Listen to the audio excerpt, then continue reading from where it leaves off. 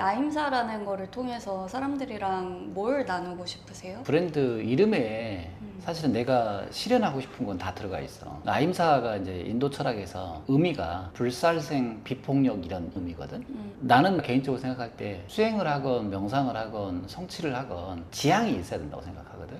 지향은 뭐냐면 돈을 벌었어, 뭐 수행을 해서 마음을 깨달았어, 요가를 해서 몸이 잘 풀려 있어, 건강해. 그럼 그게 지향이냐는 거지. 지향은 뭐냐면 그 건강과 돈과 성취를 통해서 무엇을 이루고자 하냐, 그거는 개인적인 욕망의 수준을 넘어서야 된다고 생각하거든. 앞에 말한 것들은 개인 입장에서 뭐 등 따스고 배부른 것을 얘기하는 거야. 근데 인간은 성취를 해보거나 뭐 건강하거나 아름다움을 가져보면 알겠지만 그 자체로 만족을 못한다고. 인간이 만족할 수 있는 건 내 개인의 성취를 넘어서면 다른 사람들이 나와 같이 행복한 상태에 가지 않으면 행복할 수 없다고 나는 생각을 하거든. 그래서 그 이상을 네가 성취도 하고 돈도 벌고 건강도 하고 뭐 정신적인 어떤 정리도 한다면 그게 개인적으로는 이루어졌는데 남들은 그렇지 않은 상태란 말이야. 근데 내가 봤을 때 내면의 행복을 방해하는 요소가 남들과 투쟁하는 마음인 거야. 비교하고 평가하고 투쟁하는 마음인 거야. 또 비교하고 평가하고 투쟁을 하는 과정에서 내 마음에 안 들면 그 사람을 짓누르고 싶고 아니면 시기하고 이런 게 펼쳐지더라는 거지. 근데 그거를 한마디로 말하면 폭력적인 거란 말이야. 그래서 내 마음속에서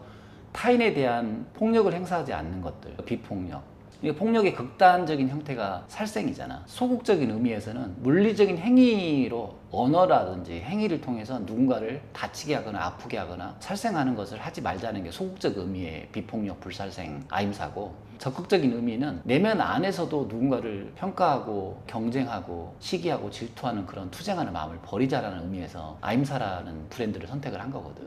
그래서 나는 결국은 모든 걸 이루고 나서 원하는 건 타인하고 내가 공존할 수 있어야 된다. 그러려면 타인에 대한 내 투쟁하는 마음을 내려놓고 폭력적인 마음을 내려놔야 된다고 생각을 해서 아임사라는 브랜드를 쓰는 거지. 그럼 폭력을 내려놓는 거는 어떻게 알려주고 나눌 수가 있어요? 두 가지 방법인데 하나는 자기 자신에 대한 폭력을 하지 않는 것을 먼저 경험을 해야 되는 거고, 두 번째는 타인에 대한 폭력을 경험하지 않는 거를 알아야 되는 거잖아. 첫 번째, 자기 자신에 대한 폭력을 경험하지 않는 것도 두 개를 나눌 수 있어. 육체적인 폭력이 있는 거고 정신적인 폭력이 있는 거거든. 육체적인 폭력은 뭐냐면 내가 너무 몸을 돌보지 않는 것들, 방치해 두는 것들, 운동도 안 하고 수면 관리도 안 하고, 그런 것들은 육체적인 폭력이야. 내 몸을 건강하게 행복하게 하지 않는 것들은 육체적인 폭력.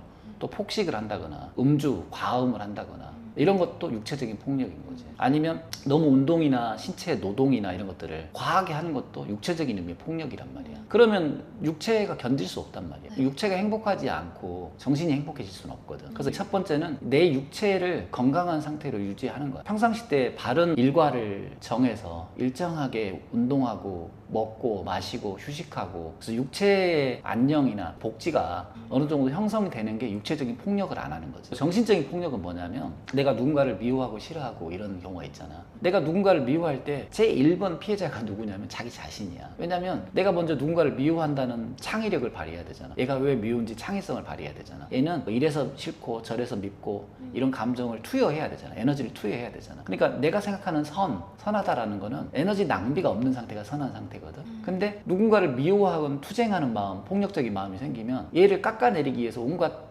부정한 생각이나 불평스러운 생각들을 찾아내야 되거든. 에너지를 쓴단 말이야. 그래서 얘를 싫어하는 100만 가지 이유를 찾고 나서 여기다가 감정을 투여해야지 미움이 성취가 되잖아. 그럼 감정을 쓰고 나면 어때? 굉장히 방전이 돼버린단 말이야. 그래서 누군가 미워하는 것들, 질투하는 것들, 시기하는 것들, 누군가의 성취를 깎아내리는 폄하하는 마음들, 이런 모든 것들이 자신에 대한 폭력이라고 보는 거지. 마음 안에서. 그 두 개를 안 하는 게 비폭력이고 남을 해치지 않는 게 불살생이에요. 요가 동작을 해보면 요가 동작은 기본적으로 6가지 방향으로 몸을 써보는 거거든. 전후로 몸을 쓰고 좌우로 쓰고 상하로 쓴단 말이야. 그 전후, 좌우, 상하는 6방향을 써보면 몸이 대칭 구조로 돼 있기 때문에 몸을 써봤을 때 음식 관리가 안 되든 운동 관리가 안 되든 수면 관리가 안 되든 몸을 너무 혹사했든 몸을 너무 방치했든 써보면 여기서 다 표가 나버려. 그러면 내가 내 몸에 대해서 폭력적이었구나를 바로 알아. 매트 한 장 안에서 몸의 상태가 완전히 명백하게 드러나 버리거든. 그래서 내 몸이 평화롭지 않은 상태를 기억해내고 그걸 바꿔가다 보면 마음도 바뀌는 거거든. 요가라는 방법론을 통해서 내 몸의 그 평화를 실천하는 게 이제 몸의 평화, 비폭력, 불살생이고, 마음의 것들은 뭐냐면 내가 누군가를 미워했을 때 에너지가 빠져나간 걸 느껴보면 돼. 누구 미워했을 때 굉장히 피곤하고 지치잖아. 예민해지잖아. 그리고 일이 안 풀려. 내가 누군가를 적대하거나 경계를 하면 거기에 내 에너지를 대부분 써버리잖아. 그러면 내가 정작 이루고자 하는 곳에 에너지를 못 쓰잖아. 그럼 내가 경제적으로 성취도 안 되고 인간관계도 잘 안 되고 사업도 잘 안 되고 다 그렇게 마이너스 나갈 수밖에 없거든. 그러니까 명상을 가르치면서 그걸 물어보는 거야. 지금 나한테 주로 떠오르는 생각이 뭐예요? 그걸 알아차림 해보세요. 명상하려고 앉아있으면 좌선을 하면 주로 어떤 생각이 떠오르냐면 자극이 강했던 생각이 떠오르거든. 횟수를 많이 반복했던 생각들, 아니면 강도가 강했던 생각이 떠올라. 근데 우리가 예를 들어서 명상할 때 뭐가 떠오르냐면 내일 뭐 하지? 지루하다는 얘기. 어저께 그 일 너무 열받아, 속상해. 과거에 대한 후회나 미련, 아쉬움, 미래에 대한 두려움, 내가 잘할 수 있을까 없을까에 대한 의심, 주로 이런 것들이 부정적인 의식이란 말이야. 그것들이 내 몸을 다 갉아먹어버린다. 인간에게 있어서 의심과 두려움이라고 하는 두 가지 키워드만 정리를 해낼 수 있잖아. 인간은 그 자체로 행복해져. 근데 우리는 내 자신을 믿지 않아. 내 능력을 믿지 않아. 내가 잘 될 수 있을까 안 믿어. 그러니까 항상 의심해. 의심을 잠재우려고 남하고 비교를 해. 저 사람 어떻게 했지? 저 사람 정도면 나도 할 수 있을 것 같아. 이렇게 해서 그걸 찾아내려고 하는 과정에서 자기가 부족하다는 생각이 들면 걔를 깎아내려서 나도 그 정도 수준이 된다는 생각을 하는 거거든. 그래서 그 의심, 그 의심 밑에는 두려움이 깔려 있는 거야. 안 되면 어떻게 하지? 그래서 의심과 두려움은 명상을 하면서 주로 일어나는 생각을 보면 돼. 내가 명상을 할 때는 일단 대상에 집중을 하잖아. 뭐 호흡이 됐든 몸의 특정 부위에 집중을 하거든. 마음은 한순간에 하나밖에 모르고 강한 자극을 향해서 달려간단 말이야.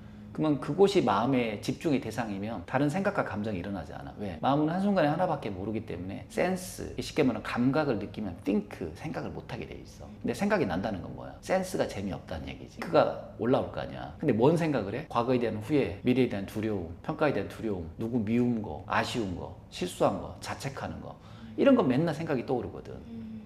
그러면 그 상태가 불행한 상태인 거야. 나한테 폭력적인 상태인 거야. 그걸 알아차림하면 멈출 수 있거든. 그리고 그 생각을 가라앉히고 나면 마음이 이제 모든 상황을 중립적으로 볼 수 있는 상태가 되거든. 그 다음에 마음에서 내가 원하는 상태를 상상을 해보는 거야. 성취를 하든 인간관계를 평화롭게 하든 아니면 누군가에게 봉사하고 배려하고 나누며 살고 싶든 그 상태를 상상하고 마음을 다시 바꿔치기 하면 원하는 상태가 상상이 되고 느껴지거든. 거기에 계속 집중을 하면 내가 성취를 원하면 성취하는 상태를 마음으로 그리고 집중을 하면 마치 성취했을 때 느껴지는 행복감, 분위기가 느껴지거든. 그럼 거기에 더 집중하기가 쉬워져. 그렇게 해서 그 사람은 성취를 하거나 경제적으로 자립을 하거나 이렇게 되는 거고, 또 인간관계를 개선하는 것도 누가 밉다 싫다를 계속 떠올리면 그거를 내가 상상을 해서 거기에 에너지를 쏟는 거거든. 그러면 그런 일이 펼쳐지는 거야.